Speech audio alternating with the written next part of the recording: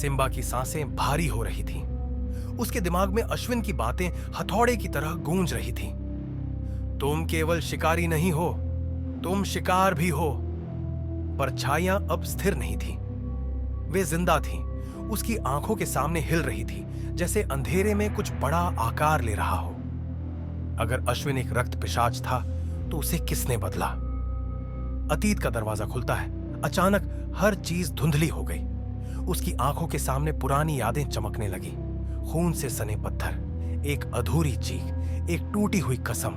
Simba अब उस पुराने शहर में था, जहां उसकी जिंदगी हमेशा के लिए बदल गई थी। चंद्रमा आधे आसमान में था। रात के अंधेरे में एक काली हवेली खड़ी थी, जिसके दरवाजे टूट चुके थे। हम अंदर नहीं जा सकते सिम्बा, एक जवान आवाज गूंजी। अश्विन और बाकी शिकारी उसके पीछे खड़े थे। तुम्हें लगता है यह सिर्फ एक अफवाह है? सिम्बा ने पूछा। यहां कुछ छुपा है। सिम्बा ने हवेली के दरवाजे की ओर देखा। लकड़ी पुरानी हो चुकी थी। दीवारों पर गहरे काले निशान थे, जैसे किसी ने आग जलाने की कोशिश की हो। हवा में नमी और कुछ जला हुआ सा गंध आ रही थी। जब वे अंदर गए तो एक अजीब सी ठंडक हवा में थी। यहां कोई है? अश्विन ने फुसफुसाया। कोई जवाब नहीं आया। हवेली की दीवारों पर अजीब आकृतियां बनी हुई थी, मानो किसी ने उंगलियों से उन्हें खरोंचा हो। तभी छत से कुछ टपका। सिम्बा ने ऊपर देखा। खून। उसने तुरंत अपने हथियार संभाले। हमने बहुत देर कर दी है। अचानक एक साया अश्विन पर झपटा।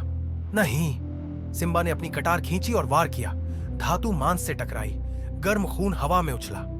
अश्विन की आंखों में सदमा था। वो राक्षस नहीं था, वो अश्विन था। सिम्बा की आंखें चौड़ी हो गईं। मैंने उसे नहीं मारा था। वो पहले से ही बदल चुका था। लेकिन किसने? परछाइयां फिर से हिलने लगीं और तभी एक नई आवाज गूंजी। अंततः तुमने सच देख लिया, सिम्बा। सिम्बा ने चारों ओर देखा। परछाइयां अब स्थिर नहीं थीं। वे जी रही थीं, सांस ले रही थीं, उसके करीब आ रही थीं। हवा में एक अजीब सी ठंडक थी, जो उसकी हड्डियों तक सरक रही थी। अंततः तुमने सच देख लिया, सिम्बा। उस आवाज में गूंज थी, जैसे वो सिर्फ हवा में नहीं, बल्कि उसकी आत्मा में फुसफुसा रही हो। अब असली खेल शुरू होगा। सिम्बा ने कटार कसकर पकड़ ली।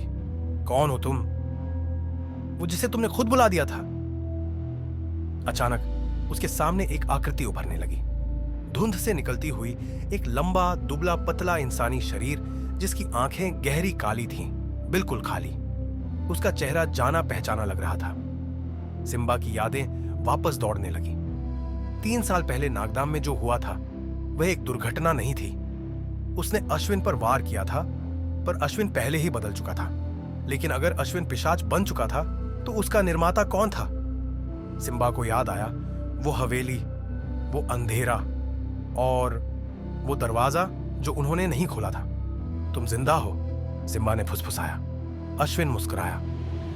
क्या तुम अब भी सोचते हो कि यह सब एक संयोग था? तुम्हारा यहां आना, तुम्हारा हत्यारा बनना, तुम्हारी किस्मत पहले ही तय हो चुकी थी, सिम्बा। सिम्बा के सिर में हल्का दर्द होने लगा, जैसे कोई पुरानी कसम टूट रही हो, जैसे कोई पुराना सच उभर रहा हो। सिम्बा, क्या तुम्हें याद है कि हम वहां क्यों गए थे? अश्विन ने कहा। क्योंकि वहां कुछ था, कुछ जिसे कोई नहीं समझ सका। लेकिन तुमने कभी नहीं पूछा कि वो शैतान कौन था जिसने इस सब की शुरुआत की थी। सिम्बा ने निगाहें उठाई। क्या कहना चाहते हो? अश्विन आगे बढ़ा। उसकी आवाज में अजीब सा खालीपन था। इस कहानी का पहला शिकार कौन था, सिम्बा? पहली गुमशुदगी किसकी थी? जिसने तुम्हें शिकारी बनाया, वह कौन था? सिम्बा का दिल तेज धड़कने लगा, क्योंकि जवाब उसके पास था। पहली गुमशुदगी मैं खुद था। क्या सिम्बा की यादें अधूरी थीं? नागधाम के शाप की जड़ें कहां तक जाती हैं? और अगर सिम्बा पहला शिकार था, तो असली शिकारी कौन था?